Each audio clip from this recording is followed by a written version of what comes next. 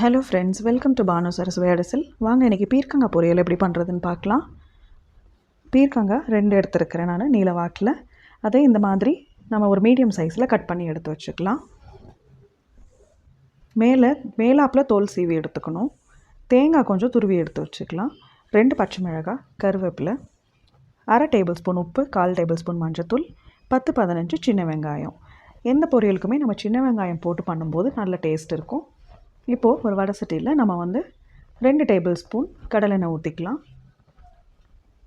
1/4 table spoon கடுகு போட்டு பொரிச்சு எடுத்துக்கலாம்.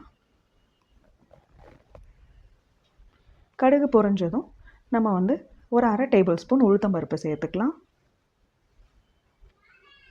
அதோட ஒரு 1/2 டேபிள் ஸ்பூன் கடலைப்பருப்பு சேர்த்து 2ம் நல்லா பொன்னிறமாக வறுத்தெடுத்துக்கலாம்.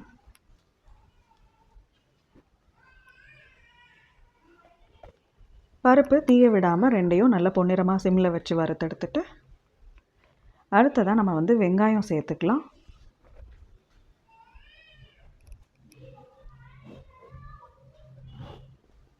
பாருங்கள், இந்த அளவுக்கு நல்லா பொன்னிறமாக வறுத்து வரணும். இப்போது நம்ம எடுத்து வச்சுருக்கிற சின்ன வெங்காயத்தை போட்டு நல்லா வதக்கி எடுத்துக்கலாம்.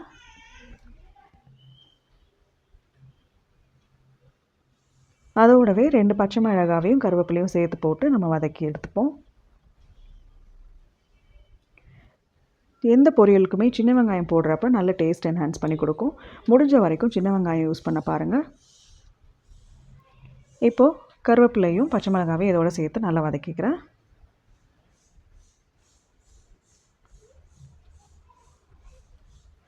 இது ஓரளவுக்கு வதங்கினதும் நம்ம பீர்க்கங்காவை கட் பண்ணி வச்சுருக்கிற பீர்க்கங்காவை நம்ம இதோட சேர்த்து போட்டு வதக்கிக்கலாம்.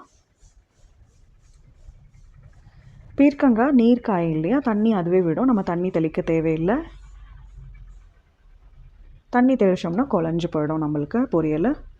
அதனால் இப்போ நம்ம ஹை ஃப்ளேமில் வச்சுட்டு நம்ம இப்போது பீர்க்கங்காவை நல்லா வதக்கி விடுவோம்.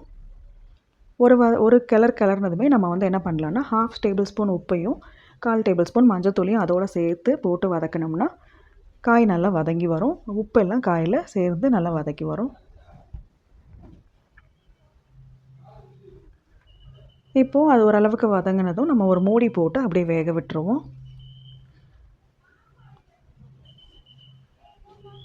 மூடி போட்டு வேக விடும்போது அந்த ஆவிலேயே அந்த காய் வெந்துக்கும்.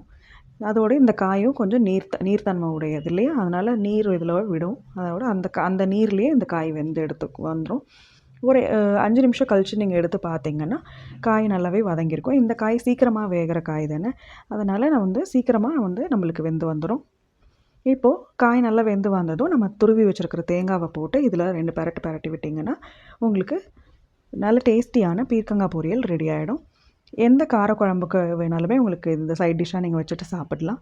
செஞ்சு பார்த்துட்டு எப்படி இருக்குன்றதை கமெண்ட்ஸில் சொல்லுங்கள். அடுத்த வீடியோவில் சந்திக்கிறேன். தேங்க்யூ.